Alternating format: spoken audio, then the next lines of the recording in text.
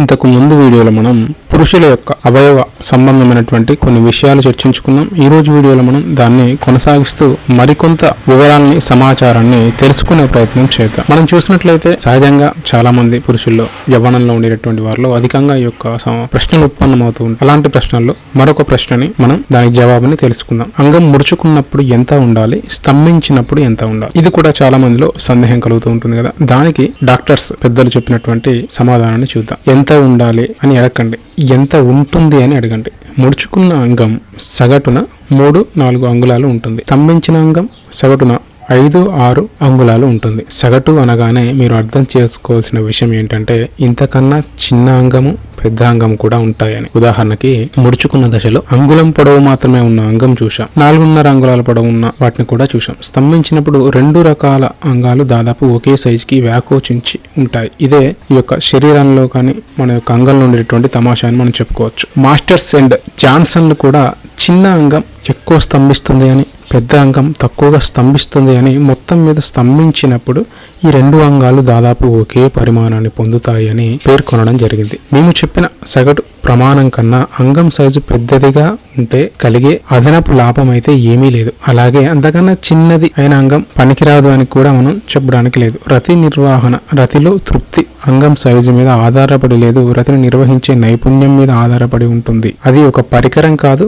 అదొక పద్ధతి, చేసే విధానం మాత్రమే ప్రధానము అని మనకు ఇందులో చెప్పడం జరిగింది. ఇక్కడ మెయిన్గా వాళ్ళు మనకు చెప్పేది ఏమిటి అంటే ముందు నీలో ఉండేటటువంటి అపోహల్ని తొలగించు. అంటే దాని పరిమాణం ఎంత ఉంది, పడుకున్నప్పుడు ఎంత ఉంది, లెగిసినప్పుడు ఎంత ఉంది, ఇవన్నీ పక్కకు పెట్టేసాయి. నీవు నీ యొక్క మానసిక స్థితి ఎలా ఉండాలి అంటే నీ ఎదురుగా ఉండేటటువంటి నీ భాగస్వామిని నేను ఏం చేస్తే తను సంతోషంగా ఉంటుంది, అంటే తన శరీరాన్ని ఎలా ప్రేరేపించాలి, తనని ప్రవేశం కాకముందుకే నువ్వు ఆమె పైన ఎక్కువ ప్రేరణ కలిగించి ఆమెని నీ యొక్క శరీరం చేతనే, నీ యొక్క మాటల చేత కానీ, నీ యొక్క కదలికల చేత ఆమెను తృప్తి పరచగలిగినట్లయితే ఈ అంగం యొక్క పొడవుతో కానీ దాని యొక్క పరిమాణంతో కానీ నీకు పెద్దగా సమస్య అనేటటువంటిది ఉత్పన్నం కాదు అని మనకు దీంట్లో ప్రధాన అంశంగా మనం చూసుకోవచ్చు. అంతే కదా, తనని నువ్వు ప్రేమగా నిమిరినప్పుడు, తన యొక్క శరీర భాగాల్ని తాకినప్పుడు వచ్చేటటువంటి తృప్తి చేత ఆమె అప్పటికే చివరి దశకు వచ్చేస్తుంది అనమాట తృప్తిలో. అప్పుడు నువ్వు ప్రవేశం చేసినప్పుడు, నువ్వు కదిలినప్పుడు, మీరిద్దరు కలిసినప్పుడు అది తారాస్థాయికి చేరుకొని ఇద్దరు ఒకేసారి తృప్తిని, భావప్రాప్తిని పొందడానికి ఆస్కారం ఉంటుంది. అలాగే మరొక ప్రశ్నని మనం చూద్దాం. స్తంభించిన అంగం స్తంభించినప్పుడు సగటు ప్రమాణం 5-6 అంగుళాలు అని మీరు రాశారు. నాకు అంతకంటే కొంచెం చిన్నదిగా ఉంది. నేను పెళ్లికి తగుదునా, అంటే నేను పెళ్లికి పనికి వస్తానా, పనికిరానా? అంగం చిన్నదిగా ఉంటే స్త్రీని రతిలో తృప్తి పరచలేమట కదా. ఇది ఎంతవరకు వాస్తవం? ఇది చాలా మందిలో ఉండేటటువంటి ఒక $1 మిలియన్ ప్రశ్న అని మనం అనుకోవచ్చు. ఇప్పుడు దానికి జవాబుగా వారు చెప్పినటువంటి డాక్టర్స్ చెప్పినటువంటి సమాధానాన్ని చూద్దాం. అంగ ప్రమాణం కన్నా రతి సామర్థ్యం కలిగి ఉండటం ప్రధానం. అన్ని రకాల సైజుల అంగాలను స్త్రీ బీజవాహిక పట్టి ఉంచుతుంది. అంగం మరీ చిన్నదైనా మరీ పెద్దదైనా దానికి తగిన రతి విధానాలు అనుసరించడం ద్వారా రతి సుఖంలో ఇరువురికి లోపం లేకుండా చేసుకోవచ్చు. అలాగే స్త్రీకి కూడా బీజవాహిక కండరాలు బిగించడం, వదులు చేయడం అనేటటువంటిది అభ్యాసం చేయాలి. అభ్యాసం మీద సాధించి తనకు, తన భర్తకు సుఖం కలిగేలా చేసుకోవచ్చు. కనుక మీరు సందేహించకుండా పెళ్లి చేసుకోవచ్చు. పంచకళ్యాణి గుర్రం ఉన్నవాడికి కూడా గుర్రపు స్వారీ రాకపోతే ఏం చేయగలడు? ఈత సరిగా రానివాడు నీళ్ళలో దూకి ఏం చేస్తాడు? అలాగే రతి నిర్వహించడంలో మెలకువలు నైపుణ్యం లేనివాడు ఎంత పెద్ద అంగం ఉన్నా ఏమీ సాధించలేడు. అన్ని విద్యలు తెలిసిన వాడు అంగమే లేకపోయినా స్త్రీని సుఖపెట్టగలడు. ఇది వారు చెప్పినటువంటి జవాబు. దీంట్లో మనం ప్రధాన అంశం చూసినట్లయితే ప్రమాణం, దాని యొక్క పరిమాణం ప్రమాణం కన్నా కూడా నీ యొక్క మానసిక ధైర్యం, నీ యొక్క తెలివి అనమాట. అంటే స్త్రీని ఎలా నీ యొక్క హావభావాల చేత తన మనసు గెలుచుకుని తన యొక్క హృదయాన్ని నువ్వు సాధించుకున్నట్లయితే తను ఆటోమేటిక్గా నీ వశం అయిపోతుంది. నీవు దగ్గర ఉంటే చాలు తను ఆనందాన్ని పొందుతుంది. అలాంటి నీ యొక్క స్పర్శ తాకినా కూడా ఆమె చాలా వరకు తృప్తిని పొందుతుంది. ఇది ఇక్కడ మనం ప్రధానంగా చూసుకోవచ్చు. అయితే ఆడవారిలో కూడా ఒక విధానం ఉంటుంది. వారి యొక్క యోని కండరాలకు సంబంధించినటువంటి విశేషాల్లో చూసినట్లయితే యోని సాగే గుణంతో ఉంటుంది. ఇది అందరికీ తెలిసినటువంటి విషయం. అంటే ఆ యొక్క యోని కండరాలు ఎలా నిర్మింపబడి ఉన్నాయి అని మనం గమనించినట్లయితే అది తన లోపలికి కాస్త పెద్ద వస్తువునైనా తీసుకుంటుంది, చిన్న వస్తువునైనా తీసుకుంటుంది, దేన్నైనా తీసుకుని ఆ కండరాలకు సాగే గుణం చేత ఎలాస్టిక్నెస్ అంటూ ఉంటాం. దాని చేత అది దగ్గరగానే ఉండగలదు, ముడుచుకోగలదు, తెరుచుకోగలదు. అంటే ఇప్పుడు ఏమవుతుంది, చిన్న అంగమైన పెద్ద అంగమైనా సరే యోని గోడలకు తగులుతూ లోపలికి పోతున్నప్పుడు తను తృప్తిని పొందుతుంది అని మనకు చెప్పడం జరుగుతుంది. దానికన్నా ముఖ్యంగా క్లిటోరిస్ అనేటటువంటి ఒక భాగం ఉంటుంది ముందు ఉండేటువంటి, దా యొక్క భాగాన్ని తాకినప్పుడు కూడా ఇంకెక్కువ తృప్తిని పొందుతుంది అని కూడా చెప్తూ ఉంటారు. అయితే దీంట్లో ప్రధాన అంశం ఏమిటంటే ఈ యొక్క స్త్రీలలో కూడా ఆ కండరాలు బిగించి వదలటం అనేటటువంటి ఒక రకమైనటువంటి యోగా అనుకోవచ్చు, దాన్ని ఒక ప్రాక్టీస్ అనుకోవచ్చు. దాన్ని అభ్యాసం చేసినట్లయితే భర్తను ఇంకెక్కువగా సుఖపెట్టగలరు. ఒకవేళ భార్యకు తెలియనట్లయితే భర్త ఇలా చేయవచ్చు నువ్వు అని తనకు చెప్పినట్లయితే తను అలా కొన్ని రోజులు సాధన చేసి ఆ సాధనతో తను తృప్తిని పొందుతుంది, తన యొక్క భర్తని కూడా తృప్తిని కలిగించవచ్చు. దీంట్లో పరిమాణం కన్నా నీ యొక్క తెలివి, నీ యొక్క మెలకువ, నీవు ఆమెని చూసేటటువంటి విధానం, ఆమెను ప్రేరేపించేటటువంటి విధానం ప్రధానం అని మనకు ఇందులో చెప్పడం జరిగింది. మరొక పెద్ద ప్రశ్న, చాలా మంది స్త్రీలు నాకు తృప్తిగా లేదు, నీ అంగం చిన్నది అంటారు ఎందుకు? పురుషుడు అవమానంతో ఏమైపోతాడు? జవాబు, అమాయకుడైతే లేదా అజ్ఞాని అయితే వాడు ఏదో చేసుకోవడం, ఇక్కడికి వెళ్ళిపోవడం, ఏదో మొత్తానికి అదే జరుగుతుంది. తెలివైన వాడు తన భార్య అసంతృప్తి కారణం తనలో రతి నిర్వహించే నైపుణ్యం సరిగా లేదని గ్రహించి తన అంగాన్ని ఎంత బాగా ఉపయోగించవచ్చునో నేర్చుకుని భార్యను సుఖపెడతాడు. ఇది మొదటి అంశం. అర్థమవుతుందండి. దీంట్లో పరిమాణానికి సంబంధించినటువంటి చర్చ ఎక్కడ లేదు.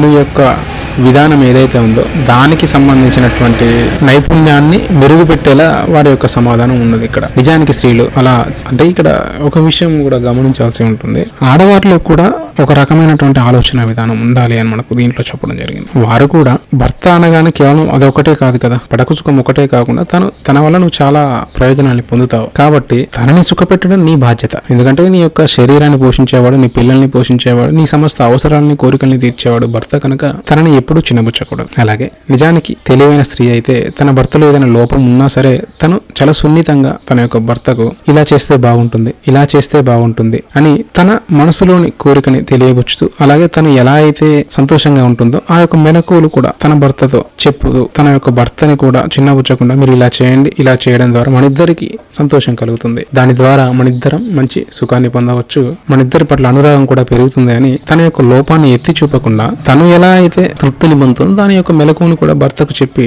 దాని చేత కూడా తను తృప్తిని పొందవచ్చు. ఇవి ఆడవారిలో కూడా కొద్దిగా మనం గమనించాల్సినటువంటి విషయం. దీంట్లో ఏం చెప్పారు అంటే ఈ చిన్నబుచ్చేటటువంటి బుద్ధి వాళ్ళకు కూడా ఉండకూడదు అని చెప్పారు. తనకి రతి సంతృప్తి కలగకపోవడానికి పురుషుడి అంగం చిన్నదిగా ఉండడం మీనని వారు అనుకునేది కూడా చాలా వరకు పొరపాటు అని చెప్పడం జరిగింది. ఎవరు అనుకోగా విని ఆడామగ అందరూ అంగం సైజు గురించి దురాభిప్రాయాలు ఏర్పరచుకుంటున్నారు. ఇది సహజంగా మీరు గమనించండి. ఇప్పుడు నిజానికి పురుషునికి కానీ ఆ స్త్రీకి కానీ చూసినట్లయితే వారికి దీనికి సంబంధించినట్టు ఏ విషయాలు తెలియని వారిని కనుక మీరు వెళ్ళి ఇలాంటి ప్రశ్న వేశారనుకోండి, ఏమిటో అండి అంటారు. ఇదంతా ఎందుకు ఎవరికి ఎలా తెలుస్తుంది? స్త్రీలకు కానీ పురుషులకు కానీ వారి యొక్క స్నేహితులు కానీ వారి యొక్క బంధువులు కానీ ఎవరో ఒకరు ఈ యొక్క ప్రస్తావన వారి ముందుకు తీసుకురావడం ద్వారా తీసుకొచ్చి ఇలా ఉంటేనే నిజంగా బాగా ఉంటుంది, ఇలా ఉంటేనే ఇంత పెద్దగా ఉంటేనే, లేకపోతే ఇలా చేస్తేనే చాలా సమయం చేస్తేనే, లేకపోతే పురుషుడు అలా ఉంటేనే ఇలా ఉంటేనే, స్త్రీ కూడా ఇలాంటి శరీర లక్షణాలు ఉంటేనే అమ్మాయి చాలా అందంగా ఉంటుంది, అలాంటి అమ్మాయి ఎక్కువగా సుఖపెడుతుంది. ఇలాంటి అపోహలు చాలా మంది స్నేహితుల ద్వారా కానీ ఇతరుల వ్యక్తుల ద్వారా కానీ తెలుసుకొని ఇది మాకు కావాలని ఊహలో ఉంటారు. అలా ఉండడం ద్వారా వారి ఎదురుగా ఉండేటటువంటి అవకాశాన్ని వాళ్ళు చాలా చిన్నబుచ్చినట్టు చూస్తూ ఉంటారు అన్నమాట. ఇది చాలా వరకు ప్రమాదకరం. నీకు ఏదైతే ఉందో నీ దగ్గర దానితో నువ్వు సంతోషాన్ని పొందడం నేర్చుకోవాలి. ఇప్పుడు ఉదాహరణకు చెప్తాను నేను. మన దగ్గర ఒక లూనా ఉంది, ఇంకొక వ్యక్తి దగ్గర ఒక సూపర్ బైక్ ఉంది. దాన్ని పోషించే శక్తి ఆయనకు ఉంది, దాన్ని మెయింటైన్ చేయగలడు. దాని ద్వారా రోజు తన యొక్క ఉద్యోగానికి వెళ్ళి వస్తూ ఉన్నాడు. నువ్వు కూడా ఉద్యోగం చేస్తున్నావు, నువ్వు కూడా రోజు అదే దూరం వెళ్తున్నావు, అదే సమయానికి వస్తున్నావు. కాకపోతే నీకు దానికి తేడా ఏమిటి? ఆయనకు శక్తి ఉంది, ఆయన మెయింటైన్ చేయగలదు, ఆయనకు అది అబ్బింది. అంటే ఇప్పుడు ఏమంటాం, ఆయనకు అవకాశం ఉంది, దాన్ని తీసుకున్నాడు.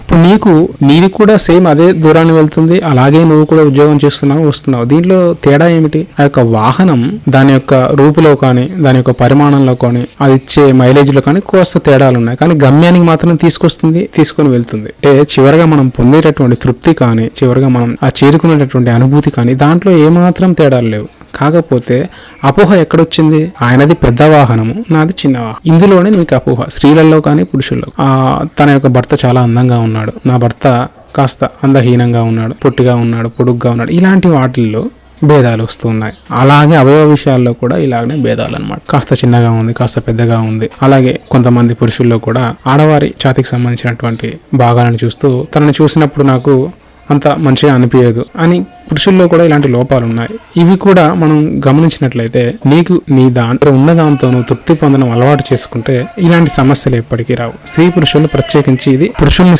స్త్రీని పురుషుడు అర్థం చేసుకోవాల్సినటువంటి విధానం అనమాట. అందరూ తృప్తిని పొందుతారు. కాకపోతే ఇద్దరి మనసు విప్పి మాట్లాడుకొని ఎలా చేస్తే బాగుంటుంది, నీకు ఎలా అయితే తృప్తి కలుగుతుంది అని ఇద్దరు ఓపెన్ గా మాట్లాడుకోవడం జరిగినట్లయితే ఇలాంటి సమస్యలు ఎప్పటికీ తలెత్తవు.